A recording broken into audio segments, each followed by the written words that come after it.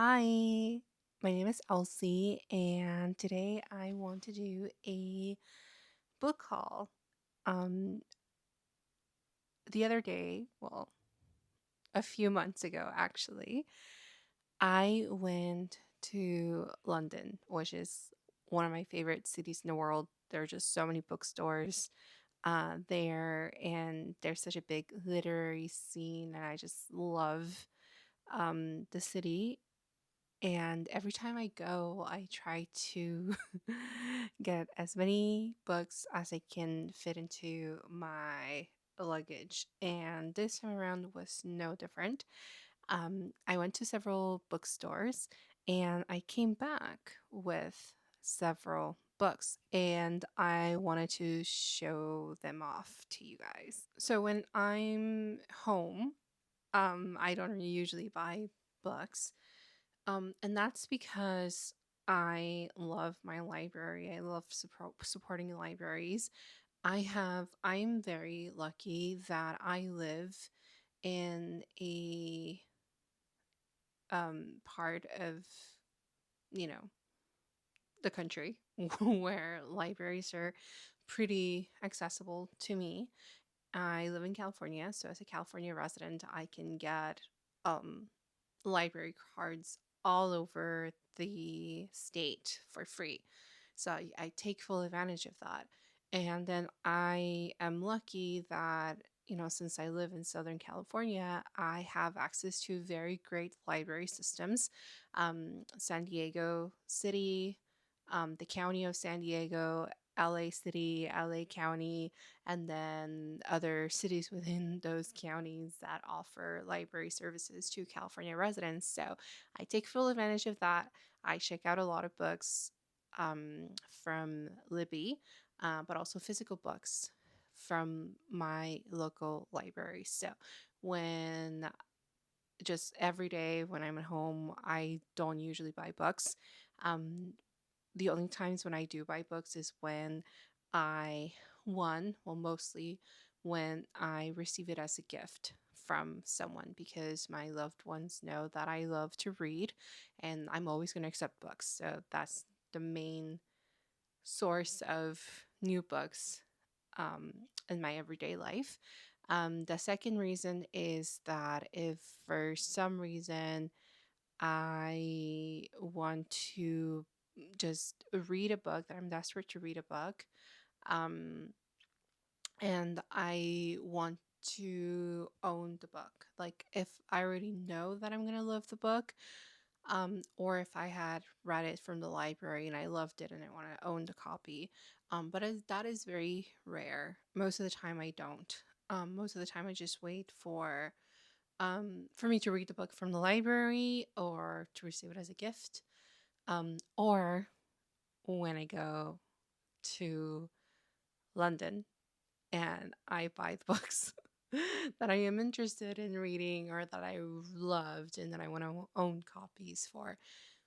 The reason why I buy books in London, it's because it's like a little souvenir that I love. So, um, I just bring them back. That's basically how I spend my money over there.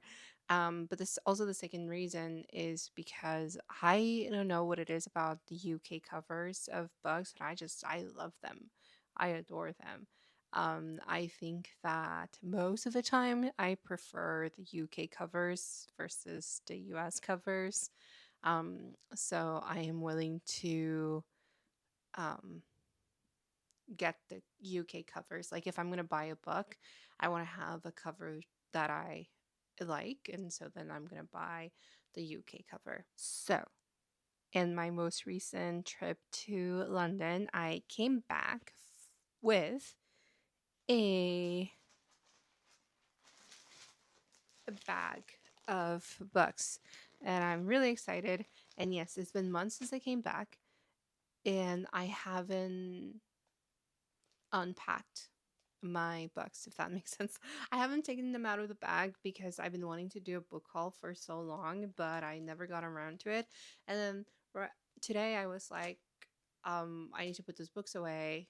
They're just sitting there on the floor next to the books on my shelf, and they need a home, need a proper home. So I was gonna put them away, but then I realized, why not just make the video right now and just, go over myself and do it. So here we are. Um, so we're just gonna do this as quickly as I can. Um, this these books are not all from foils.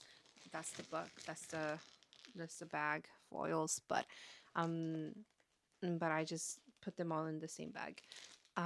Just a quick note. One of my favorite bookstores in London is Foyles. I love that bookstore. I love everything about it. I love its selection. I love how big it is. And I just love that. That's usually my first and last stop when I go. I just love it so much. And then there's also, of course, Waterstones. There's plenty of Waterstones throughout the city. Of course, my favorite one would be the one on Piccadilly because it is enormous. There's just so many books there, so many wonderful books. You can just find anything you could ever want. And then, of course, there is Hatchards, which is very pretty inside, very beautiful, very. Um, that's what you would imagine a London bookstore to look like. And then, of course, there is Daunt bookstore, which is the main one that people, you know, think about when they think about Dawn's bookstore is the one with like the very gorgeous um, store. I was trying to put a picture on it if I can find it, but that is usually a little bit further away from where I usually stay in London, so I don't usually go there all the time. And also, every time I go there, it's like packed, so I don't usually go there, but I have been, and I still love it. But I didn't get any books um from there this time around. And to be honest with you, I don't remember where I got these books from. I just put all of the books into the bag, but I wouldn't be able to tell you which ones I got at, Foils or Waterstones or Hatchards or wherever. Um, so I'm not going to specify that. um, but yeah, so we're going to start. So, first of all, I want to get this one out of the way. Not that there's, anything wrong with it necessarily, but it's just a fact that one of my goals my, uh, in life, bucket list, um, is to learn a third language. And I am between French or Italian. I think Italian would be a little bit easier for me to learn. But I think I want to learn French first. And don't know anything about it. Don't know anything about French. It sounds very um, different, but also similar at the same time from my languages. Um, but it just sounds so beautiful. Um, and it would be so amazing to be able to learn another language and to be able to communicate through that language and learn the culture of, the different countries and through their language. So then, anyway, I say all of that because one of the books that I bought is The Great Gatsby, but this one um it has like one side is written in French, which would be the right side, and then the left side is in English. So I saw this and I decided to get it in hopes that when I'm at a proficient enough level to read something like The Great Gatsby in French, that I would be able to read this, and if I have any, um, if I want to double check my understanding, I can read the page next to it and be able to see whether or not my comprehension was correct. So I mean, I don't anticipate in reading this book anytime soon, but it's good that I have it. So the next book that I got is Flights by Olga Tokarczuk. Um, this I had seen it around a lot, and I've been wanting to read more, books from um lists from awards. Like this is the she is winner of the Nobel Prize in literature, so I want to read more books that have been awarded these awards or have been either longlisted or shortlisted for them. Um, so it is very intimidating, but um, I need to start in one way or another. So if I if I'm stuck in them being intimidating, then I'm never going to start. Um, so I decided to get this one. It sounds really interesting. It says on the back that Flights is a novel about travel in the 21st century and human anatomy, broaching life, death, motion, and migration. It says, with her signature grace and insight, Nobel Prize in Literature laureate Olga Tokarczuk guides the reader beyond the surface layer of modernity and towards the core of the very nature of humankind. So, um, don't know much else about it. I am also one of those people that likes to just kind of dive into the book without fully knowing what the book is about, um, just so that I can kind of be surprised in the story unfolding as I read it, and not really, anticipate what's to come. And I just want to I just like to form my own, ideas as I read the book. Um, so I am excited but intimidated to read this one. So next is Big Kiss Bye Bye by Claire Louise Bennett. Um, and this in the back of the book it says, "The things that hold life in place have been lifted off and put away. Uprooted by circumstance from city to deep countryside, a woman lives in temporary limbo, visited by memories of all she's left behind. The most insistent are those of Xavier, who has always been certain he knows her better than anyone, better than she knows herself. Xavier, whom she still loves but no longer desires, a displacement he has been unable to accept. An unexpected letter from an old acquaintance brings back a torrent of others she's loved or wanted. Each has been a match and a mismatch, a liberation and a threat to her very sense of self. The ephemera left by their passage, a spilled coffee, an unwanted bouquet, a mind blowing kiss, make up a cabinet of curiosity she inventories, trying to divine the essence of intimacy. What does it mean to connect with another person? What impels us to touch someone, to be touched by them, to stay in touch? How do we let them go? In yet another tour de force of fiction, Claire Louise Bennett explores the mystery of how people come into and go out of our lives, leaving us forever in their grasp. So that sounds like the type of book I love to read. You know, people forming, deep relationships or connections, and maybe not even super deep, but any just any type of connection when someone leaves such a big impact on you. Those are the kind of stories that I like to read. And I will be honest with this book, I um, gravitated towards it because, well, first of all, um, it was hard to miss at the store. I think it was Foils where there was um, like a few tables or a couple tables filled with this book. So I'm like, okay, they really want me to read it. And then the title of it, Big Kiss Bye Bye, it just sounds very intriguing. And it just sounded like something that I would like to read. And then when I read the back of it, I was like, okay, I want to know what's going on in this book. So I'm really excited. I might add this book to my spring TBR, but I'm not sure because there's just so many books I want to read. But we'll see. Next is Outlined by Rachel Cusk. Um, this book I've seen online and at the stores just everywhere recently, especially last year.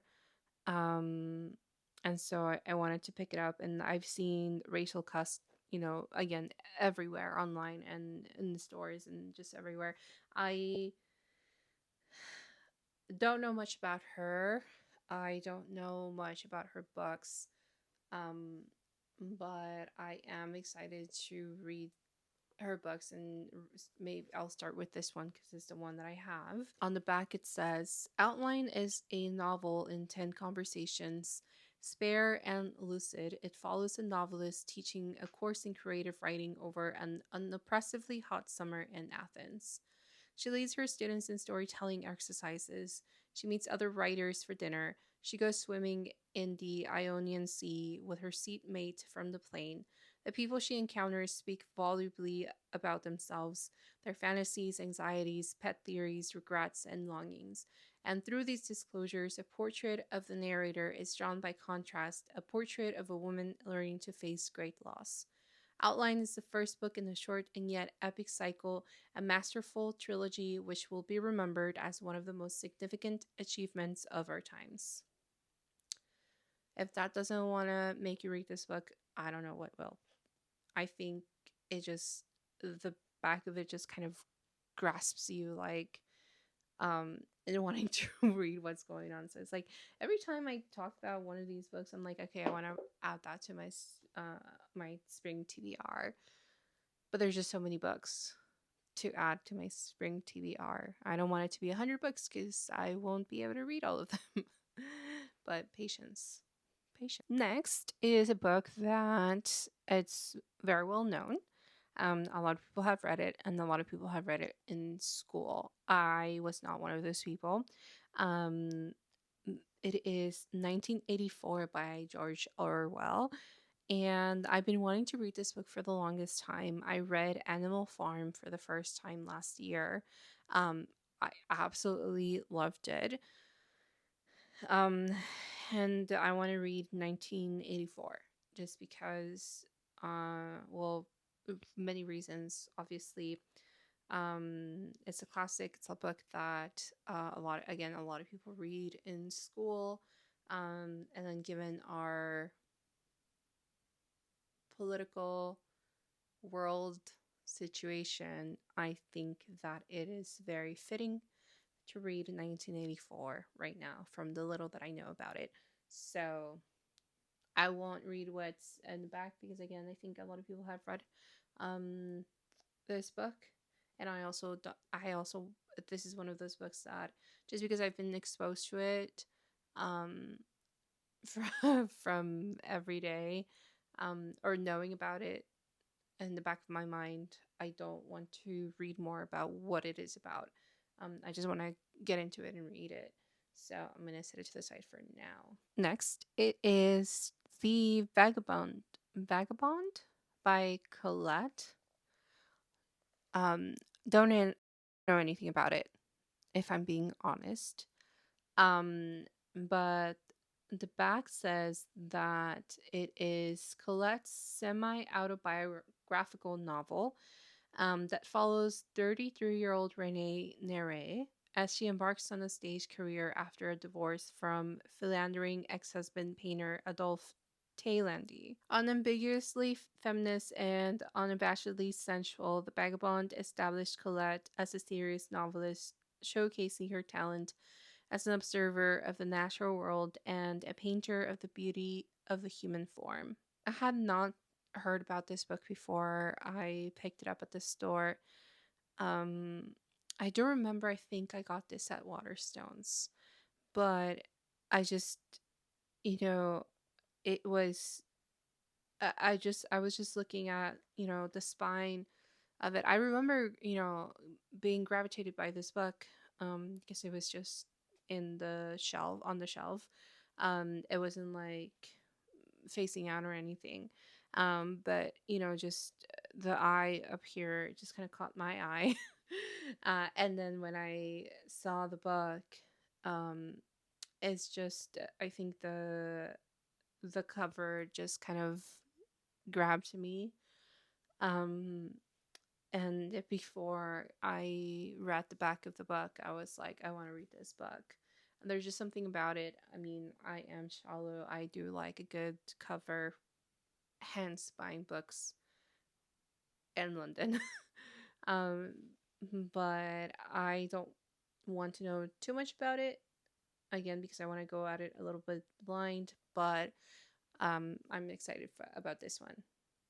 Again, I might add it to my spring TBR. Who knows? We'll see. Next is Three Summers by Margarita Liberaki. Um, this one, I had not heard anything about this book either. And it says Three Summers is a warm and tender tale of three sisters growing up in the countryside near Athens before the Second World War. Living in a remarkable old house with her divorced mother are flirtatious, hot headed Maria, beautiful, distant Infanta, and dreamy and rebellious Katerina, through whose eyes the story is mostly observed. Over 3 summers, the girls share and keep secrets, fall in and out of love, try to understand the strange ways of adults, and decide what kind of women they hope to become. So this I might, instead of my spring TBR, I might add it to my summer TBR. Um, 3 summers, it fits. This one sounds just interesting because I think it's, from what I can tell, I think it's a story about three sisters, and it's a it. I'm guessing, we're gonna explore their relationships between them, between their mother, and it's also like a coming of age story for all three of them, perhaps mostly from the third one. Um, so I am really excited to read this one. So this one, summer, summer TBR. Next is Agnes Grey by Anne Bronte. I don't know much about the Bronte sisters, and the only book I've read was Wuthering Heights a long time ago, years ago. I don't remember much of the book. I do remember the characters were awful people, and it was just this big drama all the time, but the gossip was good.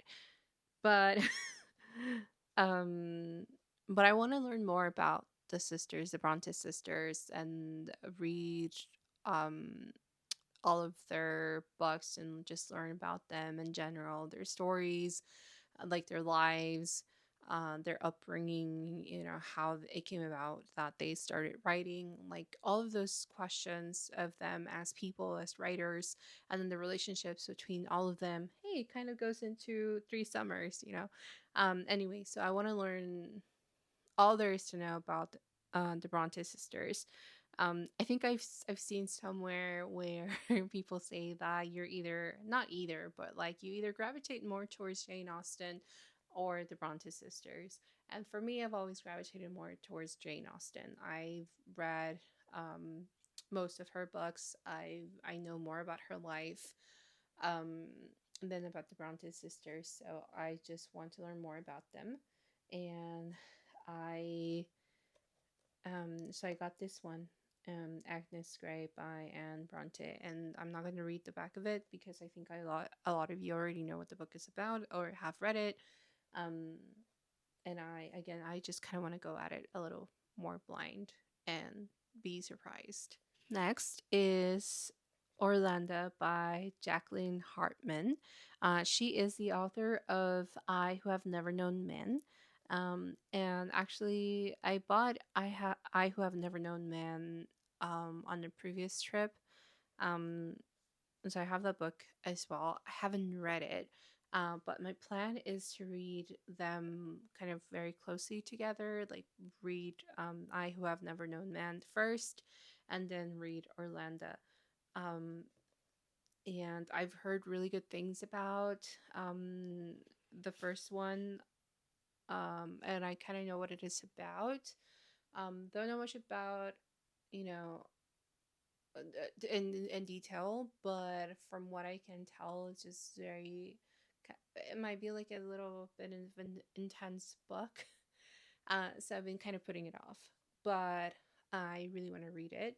And then this book, even if I didn't know who had written this, and I didn't know that her previous book was so very well received, I would have still picked this one up, probably on its own more than the other one, just because it just sounds so intriguing. Let me read you what it says. There's a voice in Eileen's head, a voice that wants out. Brash, boisterous, sexually adventurous. His voice seems to be the antithesis of Eileen, a prim literature professor for whom each day promises to be as quiet and conventional as the last. That is, until after 35 years of imprisonment, her alter ego breaks free. Taken on a life of his own, Orlando, Eileen's second half, slips into the taut, rugged body of a young man. As Eileen continues unaware, Orlando follows, dragging gleeful chaos in his wake, vowing to leave both their existences forever altered. It sounds creepy.